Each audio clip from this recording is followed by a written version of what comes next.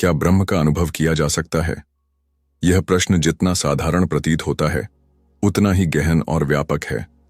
जब कोई साधक अपने भीतर यह प्रश्न उठाता है, तो यह केवल एक बौद्धिक जिज्ञासा नहीं होती, बल्कि यह आत्मा की उस गहराई से उपजी पुकार होती है, जहां से आत्म खोज की वास्तविक यात्रा प्रारंभ होती है। ब्रह्म, जिसे अनेक ग्रंथों में अनेक नामों से पुकारा गया है, क्या वह कोई साकार सत्ता है, कोई ऊर्जा है, कोई चेतना है, या फिर वह पूर्ण शून्यता है जिसमें सब विलीन हो जाता है?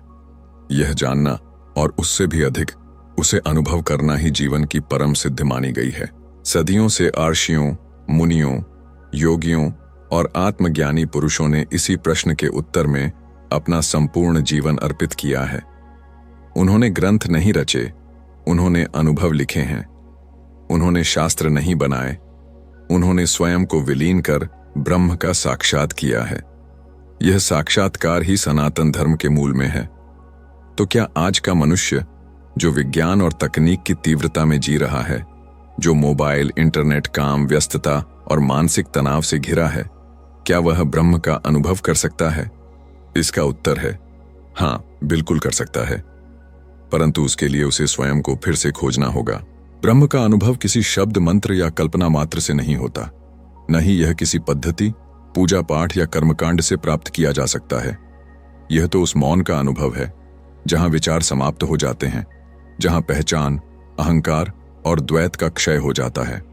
वहां केवल एकता है, एक रास्ता है, न कोई मैं न तू, बस वही है। शास्त्र कहते हैं, सत्यम ज्ञानम अनंतम ब्रह्म। ब्रह्म सत्य है, ज्ञान है और अनंत है, परंतु यह परिभाषाएं केवल संकेत हैं। वास्तविक ब्रह्म तो अनुभव से ही जाना जा सकता है, ठीक वैसे ही जैसे कोई मिठाई का स्वाद बताने के बजाय उसे छक्कर ही जाना जा सकता है। अब प्रश्न यह है कि ब्रह्म के इस अनुभव की ओर कैसे बढ़ा जाए, और क्या यह अनुभव कुछ विशिष्ट लोगों के लिए आरक्षित है, या कोई भी व्यक्ति, चाहे वह गृहस्थ हो, विद्यार्थी हो या साधक, क्या वह भी इस परम सत्य को अनुभव कर सकता है? आध्यात्मिक ग्रंथों में कहा गया है कि ब्रह्म सर्वत्र है, वह बाहर भी है और भीतर भी। परंतु जब तक हमारी दृष्टि केवल बाहर की ओर लगी रहती है, तब तक हम उसे नहीं देख पाते। वह तो अंतर्यामी है, हमारे हृदय में विद्यमान है। उसे जानने के लिए हमें बाहर से भीतर की ओर मुड़ना होगा। ध्यान, मौन और आत्म साक्षात्कार की प्रक्रिया ही वह सेतु है जो साधक को ब्रह्म की अनुभूति की ओर ले जाती है। जब हम बैठते हैं, आंखें बंद करते हैं, सांसों को शांत करते हैं और विचारों की लहरों को थमने देते हैं, तो धीरे धीरे एक मौन उतरता है। यह मौन ही ब्रह्म की प्रथम झलक है। महर्षि रमण कहते हैं कि ब्रह्म तुम्हारे भीतर पहले से ही है, तुम्हें केवल यह जानना है कि तुम ब्रह्म से अलग नहीं हो। अद्वैत वेदांत की यही मूल बात है, अहम ब्रह्मास्मि, मैं ही ब्रह्म हूं। लेकिन यह वाक्य तब तक केवल एक शाब्दिक घोषणा है जब तक साधक इसे अपनी चेतना से अनुभव न कर ले। यह अनुभव किसी विशेष योग्यता या तपस्या से नहीं आता, बल्कि पूर्ण समर्पण और निरंतर साधना से आता है। जैसे नदी अंततः सागर में मिल जाती है, वैसे ही साधक की चेतना जब संकल्प, संदेह और इच्छाओं से मुक्त होकर पूर्ण समर्पण में विलीन होती है, तब वह ब्रह्म के साथ एक हो जाती है। अब यह समझना भी आवश्यक है कि ब्रह्म का अनुभव करना कोई चमत्कारी या विस्मयकारी घटना नहीं होती। यह कोई बड़ी रोशनी, कोई आवाज या कोई अलौकिक दर्शन नहीं है। यह अनुभव अत्यंत सूक्ष्म और शांत होता है। यह एक आंतरिक स्थिति है जहां मन स्थिर होता है, अहंकार गलता है और आत्मा उस शांति में विलीन होती है जहां केवल होना बचता है।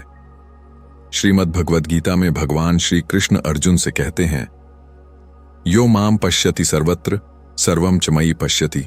जो मुझे हर वस्तु में देखता है और हर वस्तु को मुझ में देखता है, वही मुझसे जुड़ा है। यही ब्रह्म का अनुभव है।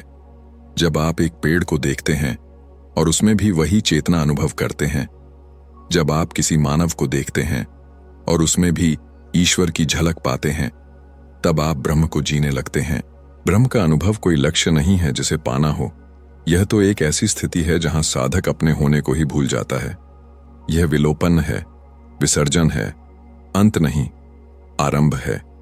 ब्रह्म का अनुभव जीवन को रूपांतरित कर देता है।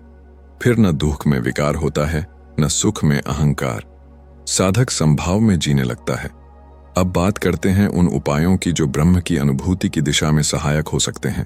पहला, ध्यान और मौन, प्रतिदिन का ध्यान अभ्यास ब्रह्म के अनुभव की ओर पहला कदम है। ध्यान का अर्थ है स्वयं के भीतर उतरना, विचारों से ऊपर उठना।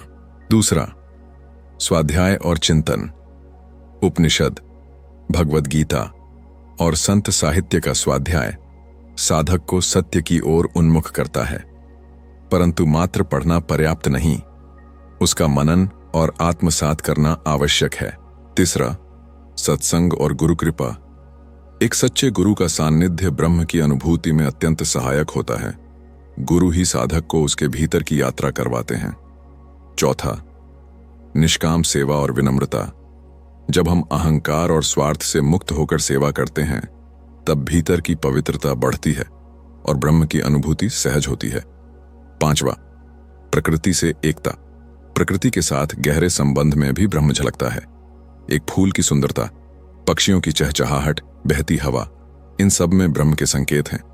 छठवां, मन का शुद्धिकरण, वासनाओं, क्रोध, लोभ और मोह से मन को मुक्त करना आवश्यक है, क्योंकि अशुद्ध मन ब्रह्म को नहीं पहचान सकता। यह यात्रा कठिन नहीं, परंतु समर्पण और धैर्य मांगती है। यह कोई शॉर्टकट नहीं, यह जीवन की पूर्ण दिशा परिवर्तन है। सच्चाई यह है कि ब्रह्म हमेशा हमारे साथ है, हर क्षण, हर श्वास में, बस हम उसे देखने की दृष्टि नहीं रखते। जैसे कोई सुगंध वातावरण में हो, परंतु हमारी नाक बंद हो तो हम उसे अनुभव नहीं कर सकते। ब्रह्म का अनुभव भी वैसा ही है। वह है, बस हमें उस मौन, उस ध्यान, उस अंतर्मुखी स्थिति तक पहुंचना है जहां वह प्रकट हो सके। यही कारण है कि हमारे ऋषियों ने कभी कहा नहीं कि ब्रह्म को बनाओ या लाओ। उन्होंने कहा खोजो, और यह खोज बाहर नहीं, भीतर है। जब साधक धीरे धीरे स्वयं से नीचे उतरता है, अपने विचारों के पीछे, अपनी इच्छाओं के परे, अपने अहंकार के परे, तब उसे कुछ नहीं मिलता, बल्कि सब कुछ मिल जाता है। वह जान लेता है कि ब्रह्म कोई वस्तु नहीं है, वह स्वयं है। वह जान लेता है कि जो अब तक वह खोज रहा था वह उसी का स्वरूप है। इस अनुभव के पश्चात जीवन एक उत्सव बन जाता है। फिर कोई प्रश्न नहीं रहता, केवल मौन होता है। वह मौन जिसमें अनंत संगीत छिपा होता है, वह मौन ही ब्रह्म है। तो अंत में यदि फिर पूछा जाए क्या ब्रह्म का अनुभव किया जा सकता है, तो उत्तर होगा हां, किया जा सकता है, यदि तुम उसे शब्दों से नहीं, विचारों से नहीं, बल्कि मौन और प्रेम से ढूंढो। वह वहां है जहां तुम स्वयं नहीं हो।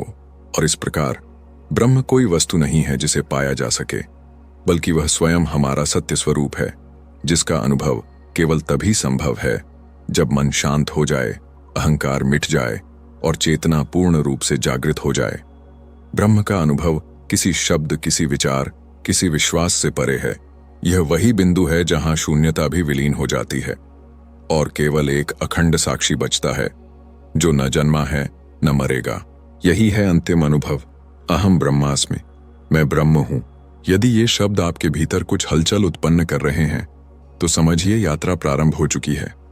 और यही इस चैनल दिव्या चेतना का उद्देश्य है, आपको उस मौन में ले जाना जहां केवल सत्य है, केवल ब्रह्म है।